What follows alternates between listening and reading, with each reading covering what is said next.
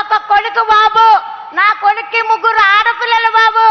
నాకు నా ఈ గత ప్రభుత్వంలో నేను అత్తగారుల దగ్గరికి వెళ్ళినా నాకు పెన్షన్ ఎవరు ఇవ్వలేదు. రాజకీయ నాయకుల దగ్గరికి వెళ్ళాను, ఆఫీసులన్నీ తిరిగాను, నాకు ఏ అత్తగారు కూడా నాకు పెన్షన్ రాలేదు బాబు.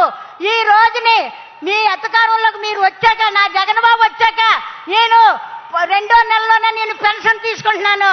2వ నెలలోనే నేను పెన్షన్ తీసుకుంటున్నాను. ఆ పెన్షన్ నాకు ఫస్ట్ లోనే 2250 రూపాయలు ఇచ్చారు. తర్వాత సంవత్సరంలో 2500 రూపాయలు ఇచ్చారు. మళ్ళీ సంవత్సరంలో 2700 రూపాయలు ఇచ్చారు. ఇప్పుడు 3000 రూపాయలు తీసుకుంటున్నాను. 3000 రూపాయలు తీసుకుంటున్నాను. మాకు ఎంత, నా పెద్ద కొడుకు, నా జగన్ బాబు నా పెద్ద కొడుకు, అలాగే తెల్లవారేటప్పటికి 1వ తారీఖు వచ్చేటప్పటికి వారంటీస్ తలుపు కొట్టి మాకు పెన్షన్ మా చేతిలో పెడుతున్నారు.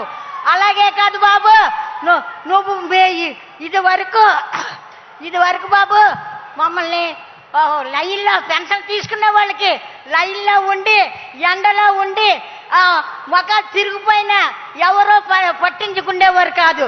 అలాగే ఎప్పుడు ఇస్తారో కూడా తెలిసేది కాదు పెన్షన్. ఇవాళ రేపని వాయిదాలేసి ముసలి వాళ్ళని ముడక వాళ్ళని తిప్పేవారు.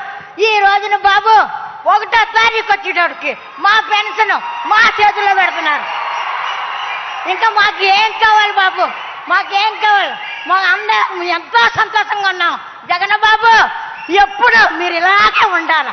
జగన్ బాబు ఈ రోజునే మీరు పాదయాత్ర చేసినప్పుడు మాలాంటి వృద్ధుల్ని చూడగానే ఆగిపోయి మమ్మల్ని మా ఊగచామాలు తెలుసుకొని, అమ్మ నేనున్నానని మాకు మాట ఇచ్చారు.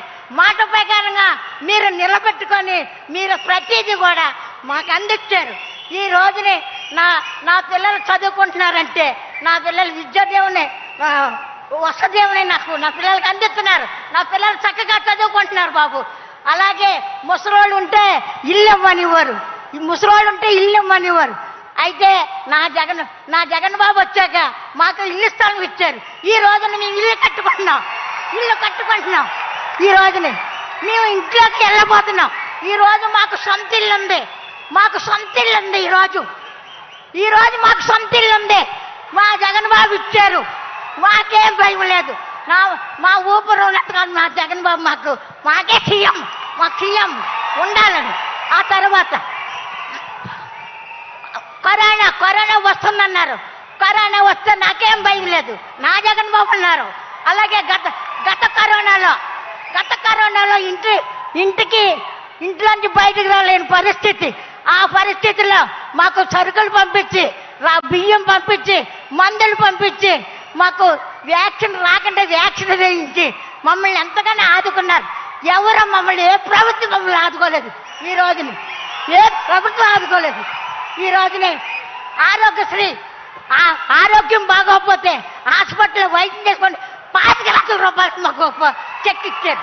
ఇంకేం కావాలా బాబు జగన్ బాబు? మాకు ఏం కావాలా మాకు? అలాగే మీరు అలాగే బాబు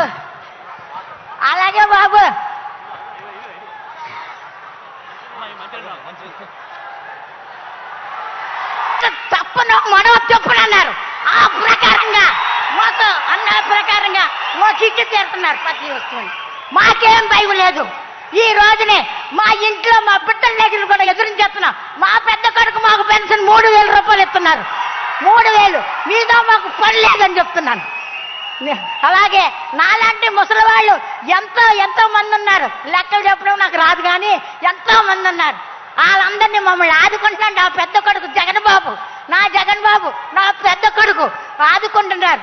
ఈ రోజున మాకే లోటు లేదు. మీ ఎవరికి జరగవలసిన పని లేదు. నా బాబాయ్ ఎప్పటికీ సీఎంగా ఉండాలి.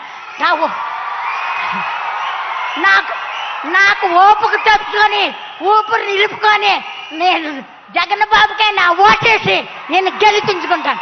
అలాగే మన రాష్ట్ర వాళ్ళందరూ కూడా జగన్ బాబుని గెలిపించమని. జై జగన్ జై. ధన్యవాదాలండి.